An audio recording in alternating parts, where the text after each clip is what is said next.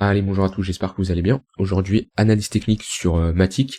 D'ailleurs, il y a une news qui est tombée, alors qu'on savait déjà, mais il y a Polygon qui va annoncer qu'ils vont rename leur nom de token, qui actuellement s'appelle Matic, et ils vont le rename Pol, ce qui est logique en soi, puisque Polygon, Pol, voilà, Solana, Sol, Ethereum, ETH, bon là on avait Polygon, Matic. Donc voilà, c'est un peu logique qu'ils rename ça. De toute façon, on le savait depuis quelques semaines, quelques mois. Donc ça va se faire bientôt. Alors ça change pas grand chose, un Matic vaudra toujours un Pol. Donc voilà, on a d'ailleurs un nouveau white paper qui est sorti à propos de ça. Donc ceux qui sont curieux sur Matic peuvent se renseigner sur le sujet. Moi je vais aller le lire tout à l'heure. Mais voilà, je vais faire une update surtout technique, parce qu'on est quand même sur des niveaux assez intéressants. Et la dernière fois que j'ai fait une update, je sais plus c'était il y a combien de temps, mais voilà, je vais refaire une analyse assez complète sur Matic. On est clairement moi dans la zone qui m'intéressait pour me positionner. J'en parlais ici, que sur Matic c'était un projet qui m'intéressait. Je l'ai beaucoup sous-estimé. C'est un projet que j'ai pas énormément suivi, que ça soit pendant toute cette hype ou même ce rebond ici. Voilà, je l'ai très peu suivi. C'est l'une de mes erreurs, je dois reconnaître. Mais voilà, je l'ai laissé un peu de côté. C'est un projet qui me branchait pas énormément, mais surtout parce que j'avais pas énormément creusé, et quand je me rends compte maintenant, c'est un excellent projet. Pour moi, c'est un très bon projet qui me fait investir dedans, d'accord. Comme je dis, j'ai pas beaucoup de projets dans mon wallet long terme, d'accord. Je n'ai pas une grosse diversification, parce que je préfère renforcer un projet qui est intéressant que rajouter un nouveau projet qui est moins bien que celui que je vais renforcer. Donc si j'ajoute un projet comme Matic, c'est que j'ai mes critères qui sont réunis tout simplement. Donc voilà, d'un point de vue fonda, c'est un très bon projet. Donc j'étais rentré en 2-3 fois pendant cette phase là, au niveau entre les 60 et les 70 centimes, j'étais rentré en 2-3 fois ici, qui était une très bonne zone de localisation. Pourquoi? Parce que déjà c'était une zone où on avait énormément de liquidités à venir chercher. En général, quand on fait ce genre de gros mouvements, c'est potentiellement pour poser un bottom dans les prochaines semaines, prochains mois, d'accord. En général, c'est des niveaux de réaction quand on prend la liquidité comme ça. On a eu un gros mouvement, ce qui nous prouve qu'on a liquidé du monde. Pourquoi on a un gros mouvement quand on liquide du monde? Tout simplement, quand vous faites un long squeeze ou un short squeeze, vous clôturez des positions de manière forcée. Ces clôtures de position, là, on avait des clôtures de position longues, d'accord. Je vous rappelle, quand vous êtes un acheteur, vous êtes un futur vendeur. Donc tous ces acheteurs qui sont rentrés ici, c'est des futurs vendeurs, et ils avaient tout simplement des positions qui étaient soit des stop loss qui sont déclenchés, soit des liquidations, et du coup c'est tout simplement un margin call, ce qu'on appelle, c'est une clôture de position forcée. C'est pour ça qu'on a ce genre de mouvement à la baisse. On a fait ici un moins 40% en une semaine tout simplement. Donc voilà, c'était une très bonne zone de localisation. On était dans une zone d'imbalance, on avait un déséquilibre, et on était également sur la ligne de coup de notre W, ici ligne de coup en clôture de bougie, et ici ligne de coup avec les mèches, d'accord. Donc voilà, c'était une très bonne zone de localisation, bien que on est toujours dans une tendance baissière. On le voit bien, les sommets et les creux sont de plus en plus bas, alors que là on était dans une bonne tendance haussière, on le voit, et là on a inversé notre tendance. Déjà le fait de réintégrer ce niveau là, c'est pas très encourageant, parce que là on sort d'un gros range, d'accord. On prend la liquidité, on comble toute cette zone d'imbalance, et on se fait rejeter quand même sur une zone de résistance. Et on a la confirmation vraiment qu'on repasse ici dans une dynamique baissière, avec des creux et des sommets de plus en plus bas, et on est toujours dans cette dynamique baissière. On revient chercher ici notre ligne de coup. Alors c'est pas une structure en M comme j'aime bien. En général, je préfère que le second sommet, on retrace beaucoup plus, au moins chercher notre zone de rechargement de short au niveau des 0,118, des 0,786. C'est une plus belle structure, selon moi, que de faire quelque chose comme ça. Alors, c'est ma manière de fonctionner, mais dans tous les cas, on a cassé ici un creux majeur, on voit qu'on a fait un pullback dessus, il a fait office de résistance, on a recassé ici un niveau important, il a fait office de résistance, et là en clôture, on est revenu chercher également ce niveau-là, qui est, comme je l'ai dit, notre ligne de coup.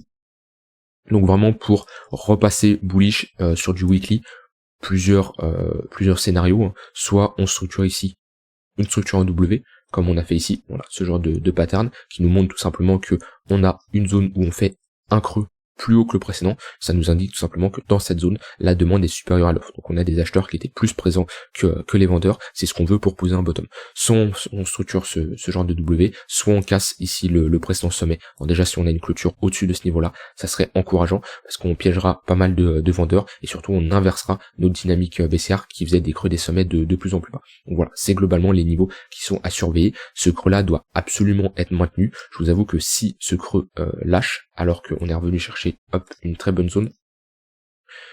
On est revenu ici chercher une très bonne zone. Si ce creux lâche, si on vient, alors on n'y est pas encore, hein. Il faudra faire un moins 40%. On n'y est pas encore, mais si ce creux lâche, le prochain niveau, il est là, quoi. Donc ça peut aller très vite. Hop, vous voyez. Hop, ça peut aller très vite, on peut enchaîner assez rapidement, là, sur un moins 20, moins 30%. Donc après on a quand même ici très peu de zones de support. Donc ça peut très vite dégringoler. Donc alors, on n'y est pas encore, hein. Dans tous les cas, on est sur support, et comme je le dis, ça sert à rien d'anticiper ce genre de choses, parce que un support, ça ne se shorte pas, d'accord? Mais voilà, c'est pour vous prévenir, au cas où on a des cassures, les prochains niveaux qu'on pourrait éventuellement aller. Maintenant, comme j'ai dit, on est sur un assez gros niveau de support, puisque c'est notre précédent creux. Ce qui serait bien sur du court terme, c'est regagner ce niveau-là. Hop, voilà, on le voit, c'était tout simplement notre ligne de coup en weekly, ok. On est venu faire office de support dessus, on l'a cassé, et on voit qu'on est revenu faire office de résistance. Donc éventuellement, si je veux même être plus précis, cette zone-là, si en daily on repasse au-dessus, et qu'on flippe cette résistance en support, d'accord, c'était un support ici, on l'a cassé, c'est devenu une résistance, ça sera une très bonne zone pour chercher à rentrer potentiellement en position, avec une zone d'invalidation sous ce creux ici, et targeter des niveaux beaucoup plus élevés comme certaines liquidations. On est clairement dans une tendance baissière depuis un moment, et le fait d'être dans une tendance baissière comme ça, et ben on crée pas mal de zones où on a des stop loss qui s'accumulent. On voit que voilà, tout ça c'est des niveaux n'a pas été chassé, et il y a des shorters, hein, qui mettent leur stop loss au-dessus de ces niveaux-là. Enfin, au-dessus de ces niveaux-là. C'est comme là qu'on est dans une tendance haussière, et maintenant, dans toute cette phase, on avait des stop loss, des longues. Voilà. Et c'est pour ça que des fois, qu'on s'approche de ce niveau-là, et on a des chutes assez importantes parce qu'on liquide pas mal de monde. Donc, moi, franchement, comme je l'ai dit, si vous avez une approche très long terme, on est sur une excellente zone, mais ça, faut avoir des convictions d'un point de vue fondamental, d'un point de vue tokenomics, il faut avoir des convictions sur le projet, d'accord? C'est pas juste, ok, je ne connais pas le projet, mais vu qu'on est sur support, je me positionne. Non, parce qu'il y a énormément d'alcools qui sont dans ce scénario-là, mais vu que les projets n'apportent rien à l'écosystème crypto, ils servent à rien, beaucoup de projets comme ça, et ben même si on est sur un gros niveau de support, il aura moins de chances de tenir que si on est sur un réel projet où les acheteurs, les investisseurs défendront ce niveau-là. Donc ça, c'est la première approche. La seconde approche, un peu plus spéculative, c'est d'attendre que une structure se pose pour essayer de rentrer sur la cassure et une zone d'invalidation sous ce niveau-là pour jouer un potentiel bottom et avoir plus de chances d'être dans le sens de la tendance. Parce que comme je l'ai dit, on est ici toujours dans une tendance baissière. Pour ça, vous pouvez mettre éventuellement les moyennes mobiles. Voilà, le tunnel daily. Quand on est en tendance haussière, il fait office de support. Quand on le casse, il fait office de résistance. Et quand on le recasse, il peut éventuellement faire office de support. Donc voilà, on est repassé, il a fait office de résistance. Donc voilà, poser un bottom et repasser au-dessus de ce tunnel daily, ça peut être une opportunité pour chercher à se positionner dans le sens de la tendance. Sur du plus court terme, comme je l'ai dit en daily, le niveau à surveiller, hop, il est ici. Voilà, en confluence avec notre tunnel 4 heures. Donc pareil, là, si on s'affranchit de ce niveau-là, qu'on a un tunnel 4 heures qui repart légèrement à la hausse et qu'on vient tout simplement faire un pullback à l'intérieur, ça peut être une très bonne zone de localisation pour chercher à longue le marché. Voilà, simplement on flippe cette zone de résistance en support et on a une bonne confluence en repassant au-dessus des moyennes mobiles court terme. Et sur du 4 heures, 1 heure, ouais, on est clairement baissé, hein. Moi je ne chercherai pas ici à longue. Pourquoi? Parce que la tendance déjà est baissière. En plus, on a cassé un gros niveau et on voit que là, on est en train de revenir chercher ce niveau-là. On est pas loin. On est sur ce précédent niveau. On a légèrement consolidé avant la baisse. Donc voilà. Mais surtout, on a une bonne confluence au niveau de notre tunnel 1 heure. Et on voit là, je le vois visuellement, je vais mettre le MACD, mais on a un affaiblissement des acheteurs. Voilà, on le voit, on a notre divergence baissière. On a plusieurs divergences baissières à l'intérieur, hein, mais voilà, on diverge tout simplement.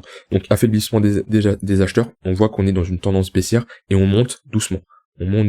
Et on revient chercher une très bonne zone de localisation. Voilà, précédente zone de résistance. Enfin, ici on a consolidé, on l'a cassé à la baisse, donc c'est automatiquement une zone de résistance. Tunnel 1 heure, est-ce qu'on a un point pivot? Non, on n'a pas spécialement de point pivot. Dans tous les cas, ici c'est une bonne zone pour chercher à short, et on a ici quand même pas mal de liquidités à venir chercher. Alors je dis pas si je cherche à short ici, je n'anticipe pas un nouveau creux, d'accord, mais voilà, chercher à rentrer ici, une zone d'invalidation au-dessus du tunnel 1 heure et prendre des take profits sur la descente sur des zones clés. Donc ça peut être des zones de liquidation, voilà, ça c'est à vous de voir. Ça peut être, si on revient chercher une autre zone de rechargement de short sur les 0,118, mais voilà, l'idéal c'est d'avoir une confirmation également, hein. Comme je dis souvent, on localise notre zone d'entrée, et ensuite on attend une confirmation. Donc une confirmation, ça peut être tout simplement une structure. Si là, en 15 minutes, on structure un AM top, d'accord, qui est une structure de top de marché, voilà, ce genre de petite structure ici, on en a une petite ici, on en a, hop, voilà, ce genre de pattern, tac.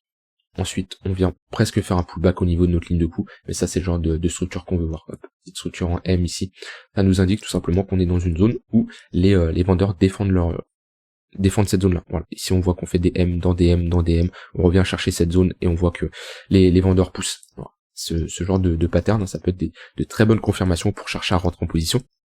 Donc ça c'est le premier scénario. Alors, un second scénario, ça peut être éventuellement, on a ici une grosse baisse, d'accord. Voilà, on casse ce précédent creux. Le fait de casser le précédent creux, ça nous inverse notre dynamique haussière, d'accord. Ici on voit que les creux sont bien de plus en plus hauts. Si on a un mouvement direct à la baisse comme ça, et on va chercher ce creux là, l'inverse de dynamique vu qu'on break un creux assez important.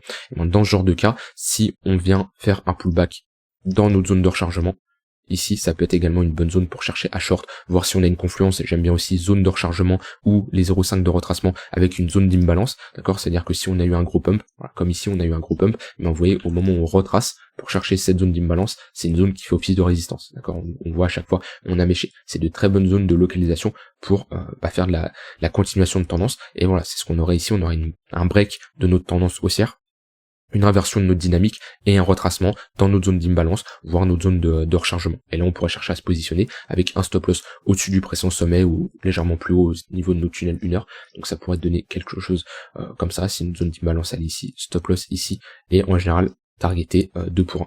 Voilà.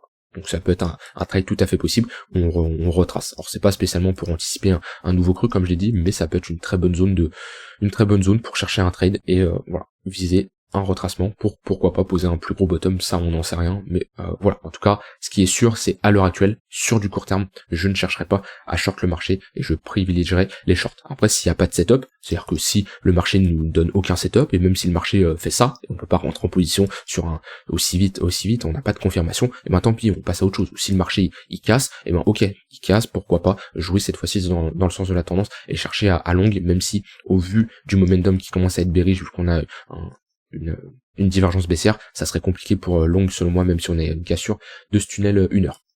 Voilà, j'ai dit tout ce que j'avais envie de dire, que ça soit long terme, court terme, moyen terme, rien d'autre à ajouter. Comme je le dis, pour moi c'est un très bon projet. Je dois avoir 6% de mon wallet long terme sur Matic, ouais 6-7%.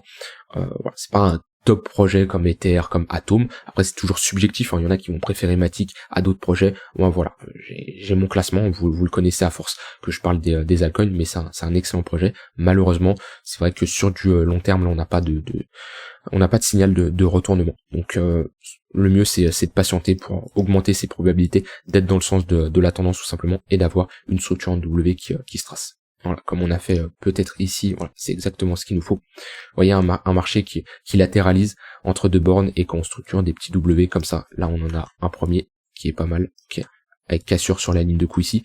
On en a un plus gros ici. Hop, voilà, ça c'est le genre de structure qu'on veut absolument voir pour structurer un bottom. Voilà, j'ai dit ce que j'avais envie de dire, je vous souhaite une très bonne fin de journée, et on se retrouve demain pour une prochaine vidéo. Bye bye.